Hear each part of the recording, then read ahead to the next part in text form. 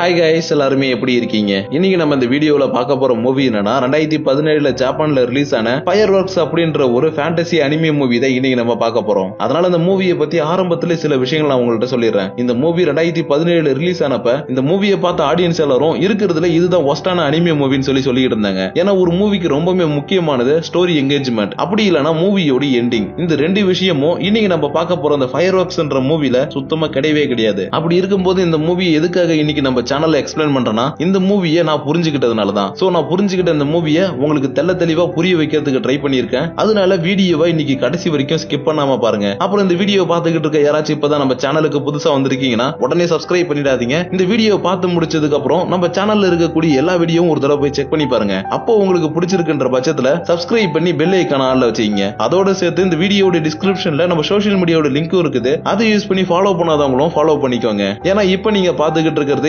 Infinity animation channel. வாங்க guys, time waste பண்ணாம இன்னைக்கு அந்த மூவிக்குள்ள போயிரலாம். சோ இன்னைக்கு அந்த மூவியை ஓபன் பண்ணதும் ஒரு அழகான காலை பொழுதுல கொட்டாய் விட்டுக்கிட்டே ரெஸ்ட் ரூம்ல உட்கார்ந்து இருக்கக்கூடிய ஒரு பையனை காட்டுறாங்க. அப்ப இந்த ரெஸ்ட் ரூம் கதை வந்து தட்டின இவனுடைய அம்மாவும், டேய் எவ்வளவு நேரம் உள்ளே உட்கார்ந்துருப்ப, ஸ்கூலுக்கு டைம் ஆயிடுச்சு, சாப்பாடு எல்லாமே ரெடி பண்ணி வச்சுட்டு சாப்பிட்டுட்டு கிளம்பு அப்படின்னு சொல்லிட்டு இருக்காங்க. இதனால உள்ள உட்கார்ந்து இருக்கக்கூடிய இந்த பையனும், ஐயோ இந்த இடத்துல இதை பத்தி பேசுவீங்க, எனக்கு தெரியும் நீங்க போங்க நான் வரேன்னு சொல்லிட்டு தன்னுடைய காலை கடன் எல்லாத்தையுமே முடிச்சதுக்கு அப்புறம் ஸ்கூலுக்கு கிளம்பி சாப்பாடை வந்து சாப்பிட்டுட்டு இருக்கான். சோ இப்படி சாப்பாடு சாப்பிட்டுட்டு இருக்கக்கூடிய இந்த பையன் இருக்கான்ல, இவன் தான் நம்ம மூவியோட ஹீரோ. இவனுடைய பேரு நோரிமிச்சி. ஆனா நம்ம எப்பயும் போல ஹீரோன்னு சொல்லி கண்டினியூ பண்ணிக்கலாம். சோ இப்படி இவன் சாப்பிட்டுட்டு இருக்கும்போது டிவில என்ன சொல்றாங்கன்னா, இந்த மாசத்தோட ஸ்டார்டிங்ன்றதுனால இன்னைக்கு ஃபயர் ஒர்க்ஸ் இருக்குது. அந்த ஃபயர் ஒர்க்ஸை பார்க்கணும்னா நீங்க எல்லாருமே சாயந்தரம் 5 மணிக்கு கடற்கரை ஓரமா வந்துருங்க அப்படின்னு சொல்லிட்டு இருக்காங்க. இது எல்லாத்தையுமே பார்த்துக்கிட்டே சாப்பிட்டு முடிச்சவன் அப்பா அம்மாவுக்கு பாய் பாய் சொல்லிட்டு சைக்கிள் எடுத்துட்டு ஸ்கூலுக்கு கிளம்பிட்டான். இதனால இவனுக்காக ரொம்ப நேரமா ஸ்கூலுக்கு போற வழியில வெயிட் பண்ணிக்கிட்டு இருந்த என்னோட ஃப்ரெண்ட்ஸ் இவன் கூட வந்து ஜாயின் பண்ணதுக்கு அப்புறம், டேய் இன்னைக்கு நம்ம எல்லாருமே ஒரு ரேஸ் வச்சுக்கலாம், யார் கடைசியா ஸ்கூலுக்கு வரீங்களோ அவங்க தான் இன்னைக்கு கேன்டீன்ல செலவு பண்ணணும், இந்த டீலுக்கு ஓகேனா என் கூட போட்டி போடுங்கடான்னு ஒருத்தருக்கு ஒருத்தர் போட்டி போட்டுக்கிட்டு வேகமா ஸ்கூலுக்கு போயிட்டு இருக்கானுங்க. இப்படிதான் இவனுங்க போட்டி போட்டு போயிட்டு இருக்கும் போது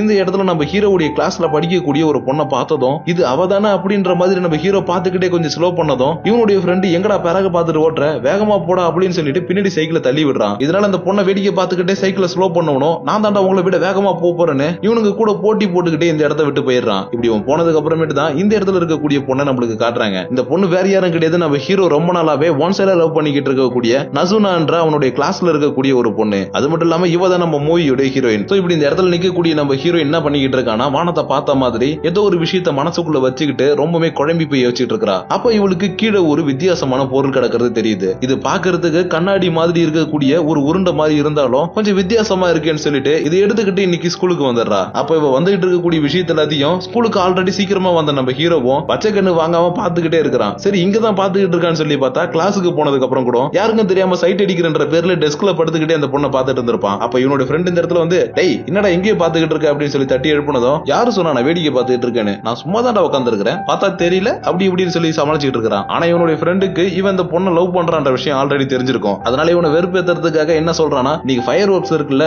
அந்த ஃபயர் ஒர்க்ஸ்க்கு நசுனாவை கூட்டிட்டு போயிட்டு அவகிட்ட ப்ரொபோஸ் பண்ணலான்னு இருக்கிறேன். அப்படி நான் ப்ரொபோஸ் பண்ணதும் அவ எப்படி தெரியுமா ரியாக்ஷன் கொடுப்பா, ஓ யோசிக்கா நீ எனக்கு ப்ரொபோஸ் பண்ணிட்டியா, ஐ அம் சோ ஃபீல் எம்பாரசிங், இப்படி நான் ரியாக்ஷன் கொடுப்பாடா அப்படி இப்படின்னு சொல்லி இந்த இடத்துல இவனை ரொம்பவே வெறுப்பேத்துறான். சோ இப்படி இவனை வெறுப்பேத்தி விளையாண்டுகிட்டு இருக்கும் போது இந்த இடத்துக்கு கிளாஸ் டீச்சரும் வந்துடுறாங்க. அதனால நம்ம ஹீரோ தனக்கு வந்த கோவத்தை வெளியில காட்டாம அமைதியா உட்காந்து கிளாஸ கவனிக்க ஆரம்பிச்சிடறான். இப்படி என்னதான் கிளாஸ கவனிச்சாலும் இவனுடைய பார்வை எல்லாமே நம்ம ஹீரோயின் பக்கமா தான் இருக்கும். இதனால நம்ம ஹீரோயின் பின்னாடி திரும்பும் போது லைட்டா இவனை பார்த்தா கூட, ஐயோ என்ன பாத்துட்டா அப்படின்னு இந்த இடத்துல கொஞ்சம் பதறி போயிடுவான். சோ அந்த அளவுக்கு இவன் நம்ம ஹீரோயினை ஒன் சைடா லவ் பண்ணிக்கிட்டே இருக்கிறான். ஆனா இந்த விஷயம் எதுவுமே நம்ம ஹீரோயினுக்கு தெரியாது. அதுக்கப்புறம் கொஞ்சம் நேரத்துல பிரேக் டைம் வந்ததுக்கு அப்புறம் நம்ம ஹீரோயின் மட்டும் தனியா வந்து டீச்சரை மீட் பண்ணி இவ காலில இருந்து கையில வச்சிருந்த அந்த லெட்டரை எங்க அம்மா உங்ககிட்ட கொடுக்க சொன்னாங்கன்னு கொடுத்துட்டு கிளம்பி போயிடுறா. இதனால டீச்சரும் லெட்டர் ஓபன் பண்ணி படிக்கும் போது தான் தெரியுது இவன் இந்த ஊரை விட்டே போக போறான்னு. ஏன்னா இவளுடைய அப்பா இறந்து இப்ப சில மாசங்கள் தான் இருக்கும். இந்த சில மாசங்களுக்குள்ளே இவளுடைய அம்மா வேற ஒருத்தவரை பார்த்து அவரை இப்ப கல்யாணம் பண்ணிக்க போறாங்க. அதனாலதான் நான் வேற ஒருத்தரை கல்யாணம் பண்ணிக்கிட்டு வெளியூருக்கு போக போறேன், என்னுடைய பொண்ணுக்கு டிசி கொடுங்க அப்படின்றத கேட்கறதுக்காக ஒரு லெட்டர் எழுதி கொடுத்து விட்டு இருந்திருக்காங்க. அதனால அப்படியே இந்த இடத்துல இந்த சீனை கட் பண்ணி இன்னைக்கு ஈவினிங் ஸ்கூல் முடிஞ்சதுக்கு அப்புறம் ஸ்விம்மிங் பூல்ல வந்து உட்காந்துக்கிட்டு இதுக்கப்புறம் நான் என்ன பண்ண போறேனே தெரியலன்னு கொஞ்சம் சோகமா உட்கார்ந்துருக்கா. சோ இப்படி சோகமா உட்கார்ந்துருக்கக்கூடிய எல்லா விஷயத்தையும் இந்த இடத்துக்கு பிராக்டிஸ் பண்றதுக்காக வந்திருக்கக்கூடிய நம்ம ஹீரோவும் ஹீரோவுடைய ஃப்ரெண்டும் பாத்துறானுங்க. அப்ப என்னோட ஃப்ரெண்ட் என்ன சொல்றானா, டேய் உனக்கு இதாண்டா சரியான வாய்ப்பு, அவகிட்ட போயிட்டு உன்னுடைய மனசுல கத்த சொல்லிட்டு, இல்லனா இன்னைக்கு ஈவினிங் ஆனதுக்கு அப்புறம் நானே போய் அவகிட்ட சொல்லிடுவேன், எது வசதி நீனே பாத்துக்கோன்னு இந்த இடத்துல இவனை தனியா விட்டுட்டு ரெஸ்டும் போயிட்டு வரேன்னு கிளம்பி போயிடுறான். இதனால நம்ம ஹீரோவும் இவகிட்ட பேசுறதுக்காக தரையை கிளீன் பண்ற மாதிரி இந்த இடத்துல வந்து கிளீன் பண்ணிக்கிட்டு, என்னப்பா இந்த இடத்துக்கு வந்ததுல இருந்து அப்படியே சும்மாவே இருக்கிற,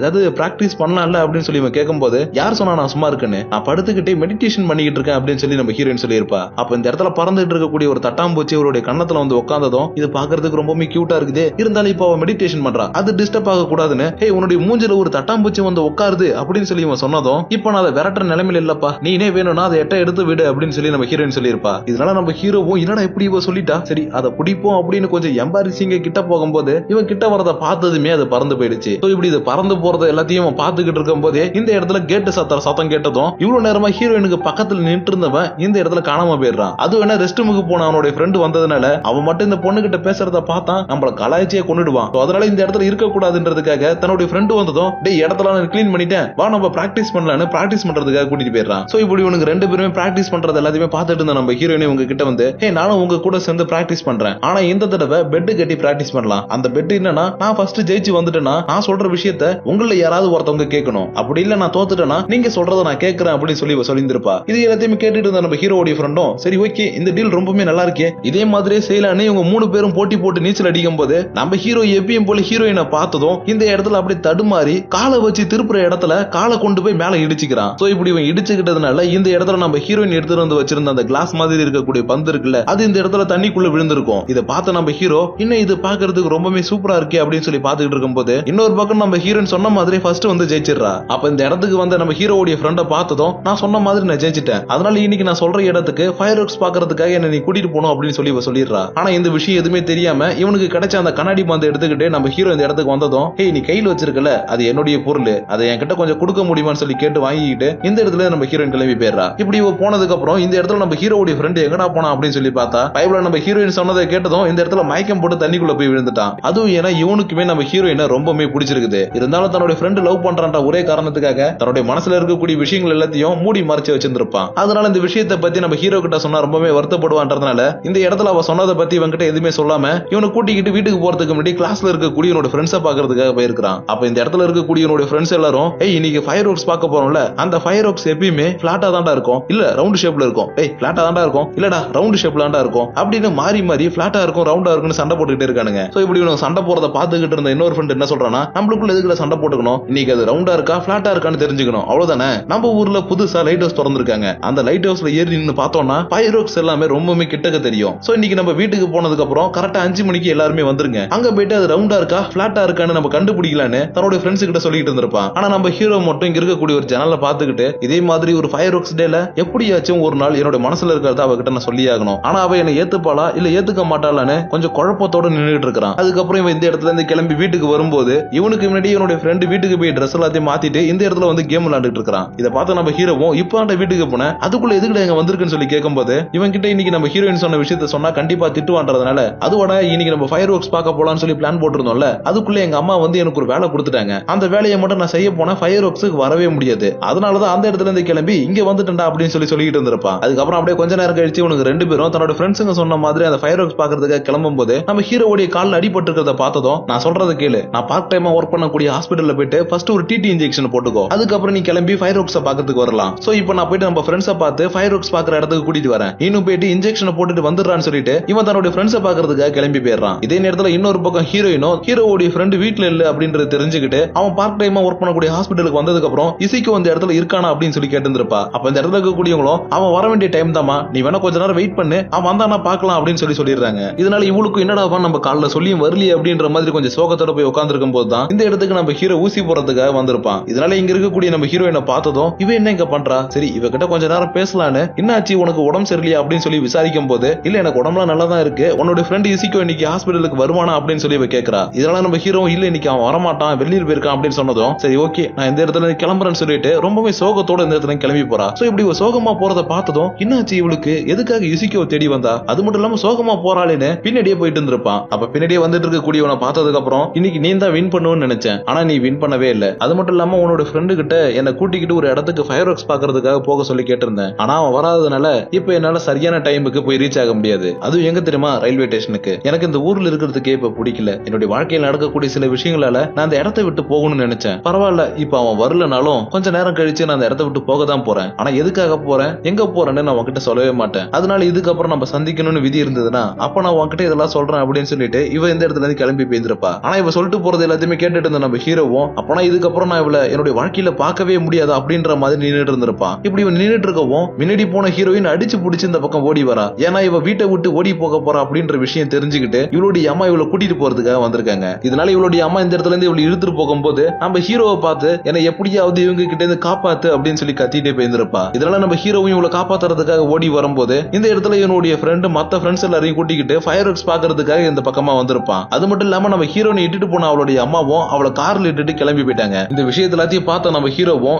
எனக்கே நீ துரோகம் பண்ணிட்டல, அவ உன்னை ஃபயர் ஒர்க்ஸ் கூட்டும் அந்த விஷயத்தை நீ என்கிட்ட சொல்லவே இல்லை, உன்னை விட மாட்டான்டான்னு தன்னுடைய ஃப்ரெண்டை வந்து ஓடி வந்து அடிச்சுக்கிட்டு இருக்கான். சோ இப்படி இவனை அடிச்சது மட்டும் இல்லாம இன்னைக்கு காலையில இவன் போக வேண்டிய இடத்துல நான் போயிருந்தேனா என்ன அவளை ஃபயர் ஒர்க்ஸுக்கு கூட்டிட்டு போக சொல்லியிருந்திருப்பா. இப்போ நான் என்ன பண்றது அப்படின்னு சொல்லி யோசிச்சுக்கிட்டே நடந்து வந்துட்டு இருக்கும்போது தான் இவனுக்கு முன்னாடி நம்ம ஹீரோயினுக்கு கிடைச்ச அந்த கண்ணாடி மாதிரி இருக்கக்கூடிய அந்த பந்து இருக்குல்ல அது கீழே கடந்திருக்கும். அதனால இதை எடுத்து பார்த்துக்கிட்டு இருக்கும்போது இதை மட்டும் நான் அந்த இடத்துல பார்க்காம இருந்தேனா என் காலில் அடிப்பட்டதை கூட பொறுப்படுத்தாம அவளை நான் சீக்கிரமா போய் பார்த்துருப்பேன். அதனால இது இனிமேட்டு என் கண்ணில் படவே கூடாது அப்படின்னு சொல்லிட்டு வேகமா தூக்கி கடா செஞ்சிருப்பான். சோ இப்படி இவன் தூக்கி கடாசனதும் இந்த இடத்துல டைம் எல்லாமே அப்படி ஃப்ரீஸ் ஆகி நிக்குது. ஏன்னா இப்போ இவன் தூக்கி கடாசனல்ல இது ஒண்ணு சாதாரண ஒரு கண்ணாடி பந்து கிடையாது. இது ஒரு நாளைக்குள்ள நடக்கக்கூடிய விஷயத்த எல்லாத்தையும் பின்னோக்கி தள்ளி திரும்பவும் நடக்க வைக்கக்கூடிய ஒரு மந்திர பந்து. அதனால இப்ப நம்ம ஹீரோ இதை தூக்கி போட்டதுனால நம்ம ஹீரோவுக்கு இன்னைக்கு நடந்த எல்லா விஷயமும் திரும்ப நடக்க ஆரம்பிக்குது. இதனால நம்ம ஹீரோ இந்த தடவை கால் தடு மாதிரி நிக்காம தன்னுடைய ஃப்ரெண்டுக்கு முன்னாடியே இந்த இடத்துக்கு வந்து சேர்ந்திருப்பான். ஆனா இந்த இடத்துல நம்ம ஹீரோயின் போன தடவை சொன்ன மாதிரி சொல்லாம ஹேய் நீ இன்னைக்கு ஃபயர் ஒர்க்ஸ் பாக்குறதுக்கு போவதானே, அப்படி போற மாதிரி இருந்தா என்னையும் கூட கூட்டிட்டு போ. அது மட்டும் இல்லாம நான் சொன்ன மாதிரி நான் தான் ஜெயிச்சேன்றதுனால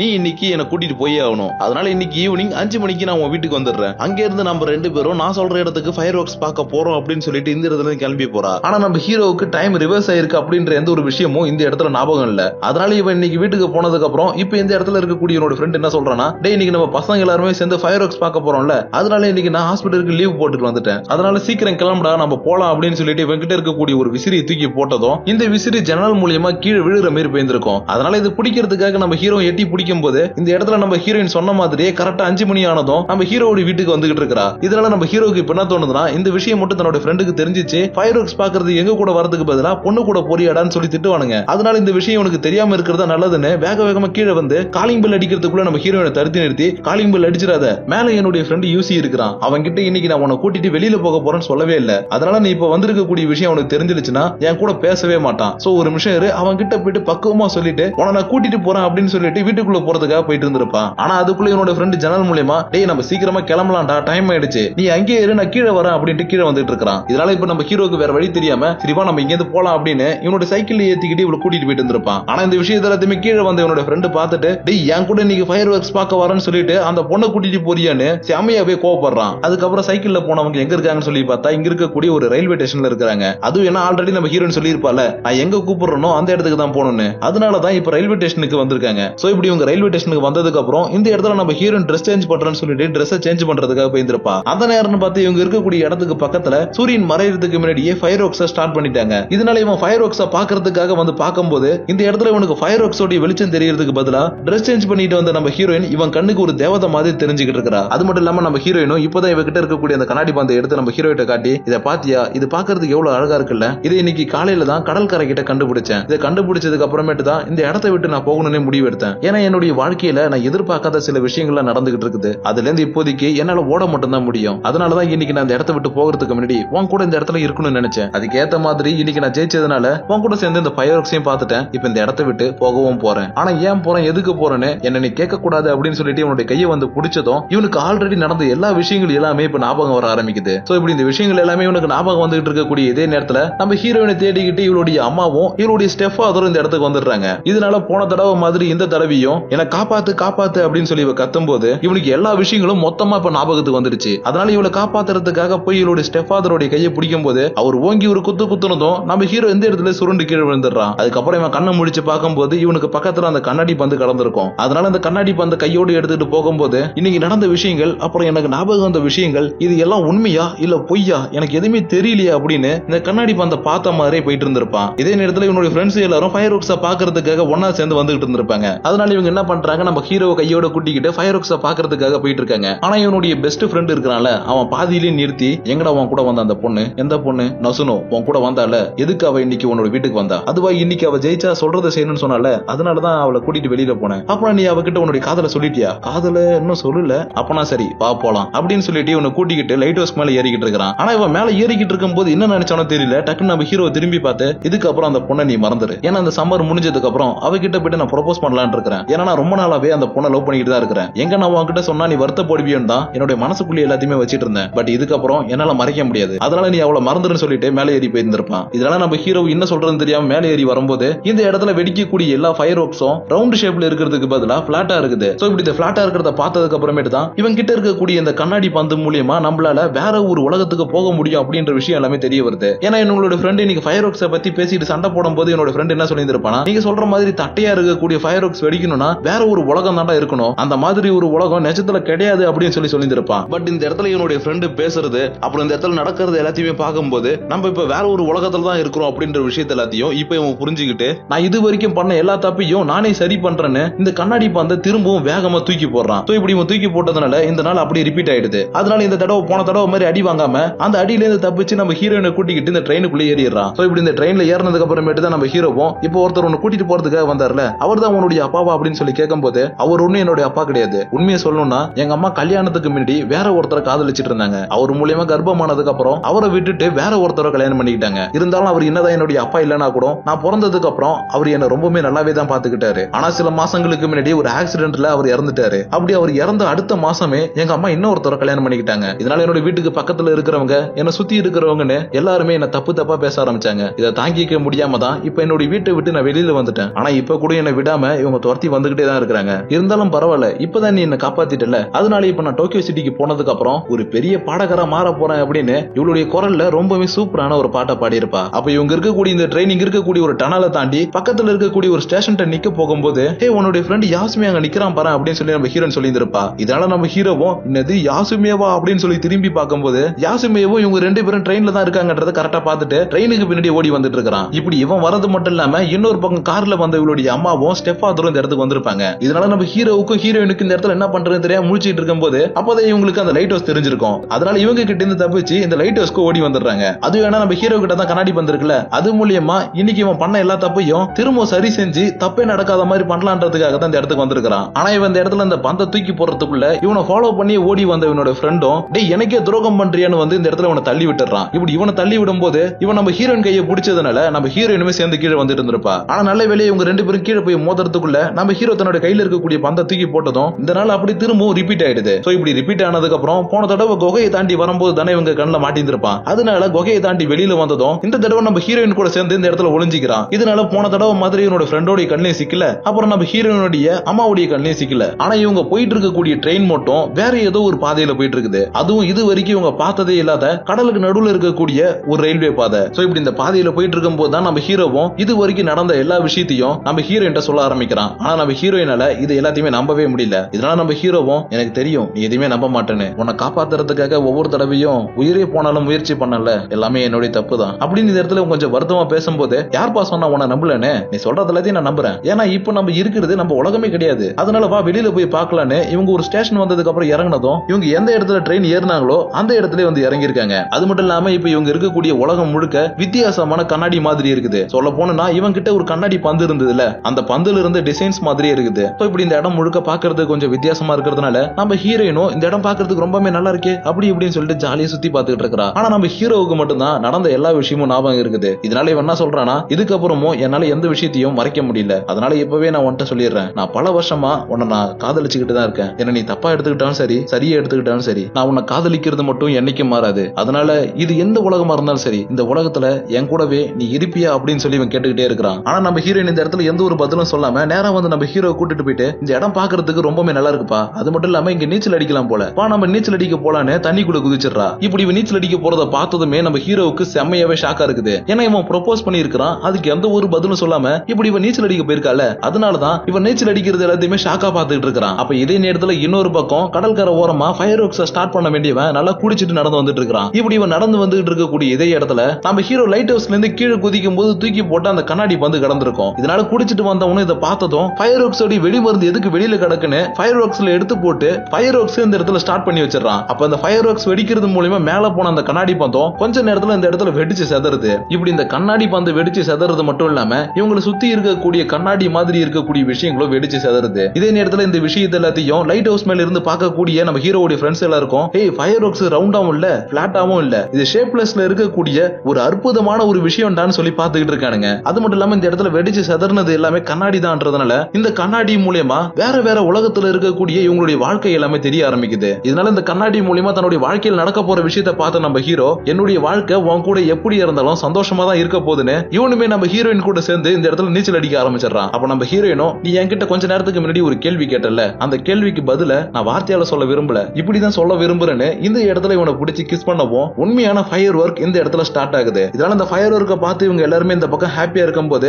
அப்படியே இந்த இடத்துல இந்த சீனை கட் பண்ணி மறுநாள் காலையில காட்டுறாங்க. இந்த மறுநாள் காலையில எல்லாருமே ஸ்கூலுக்கு வரும்போது இந்த இடத்துல நம்ம ஹீரோயின் மட்டும் இல்லாததை காட்டி இந்த மூவியை ஒரு ஹாப்பி எண்டிங்கோட முடிக்கிறாங்க. சோ गाइस, இப்போ நம்ம பார்த்த மூவி உங்களுக்கு எல்லாருக்குமே ரொம்பவே குழப்பத்தை கொடுத்திருக்கும்னு நினைக்கிறேன். அதனால இந்த எண்டிங் எக்ஸ்பிளனேஷனை கரெக்டா கேளுங்க. நம்ம ஹீரோயினுக்கு ஒரு நாள் மந்திர பந்து கிடைக்குது. அந்த மந்திர பந்து மூலமா இவங்க வாழ்ந்து முடிஞ்ச ஒரு நாள் வேற ஒரு உலகத்துல புதுசா ஆரம்பிக்க முடியும். ஆனா இவங்க எந்த உலகத்துல அந்த மந்திர பந்தை யூஸ் பண்றாங்களோ அந்த உலகத்துல இவங்களால இருக்க முடியாது. இந்த விஷயத்தை எல்லாத்தையும் கண்ணாடி மாதிரி இருக்கக்கூடிய உலகத்துக்குள்ள வந்ததுக்கு அப்புறமேட்டு நம்ம ஹீரோ புரிஞ்சுக்கிறான். அதனால இந்த கண்ணாடி உலகத்துக்குள்ள வரும்போது எந்த ஒரு பிரச்சனையும் இல்லாம வந்ததுனால இந்த இடத்துல இவ கிட்ட தன்னுடைய காதலை சொல்லி இவளை இந்த இடத்தை விட்டு போகாம தான் கூடவே இருக்க வைக்கணும் அப்படின்றதுக்காக தான் கடைசியா தன்னுடைய காதலை வெளிப்படுத்தி இருந்திருப்பா. அப்போதான் அந்த கண்ணாடி உலகம் எல்லாமே சுக்குநூறா உடைஞ்சதுக்கு அப்புறம் அந்த கண்ணாடி உலகத்து மூலமா இவங்களுடைய வாழ்க்கை எந்த உலகத்துக்கு போனாலும் ஒரே மாதிரி தான் இருக்க போகுது அப்படின்றது தெரிஞ்சுக்கிட்டு இந்த உலகத்திலே இவங்க ரெண்டு பேரும் சந்தோஷமா வாழ ஆரம்பிச்சிட்டாங்க. அதனால நம்ம ஹீரோ எந்த இடத்துல முதல் முறையா கண்ணாடி பந்தை யூஸ் பண்ண ஆரம்பிச்சானோ அந்த இடத்துல இவங்க ரெண்டு பேரும் இல்லாத மாதிரி காட்டி இந்த மூவியை முடிச்சிருந்திருப்பாங்க. அது மட்டும் இல்லாம இந்த மூவி எல்லாராலையும் வெறுக்கக்கூடிய ஒரு மூவின்றதுனால இந்த மூவியை உங்களுக்கு புரியுற மாதிரி எக்ஸ்பிளைன் பண்றதுக்கு ட்ரை பண்ணிருக்கேன். அப்படி புரிஞ்சதுன்னா எத்தனை பேருக்கு புரிஞ்சிருக்குன்றத மறக்காம கீழே கமெண்ட் பண்ணுங்க. அப்படி நீங்க பண்ணக்கூடிய அந்த கமெண்டோட சேர்த்து உங்களை நான் நெக்ஸ்ட் அனிமே இல்லனா அனிமேஷன் மூவியோட வந்து சந்திக்கிற வரைக்கும் உங்களிடமிருந்து வெளிவருவது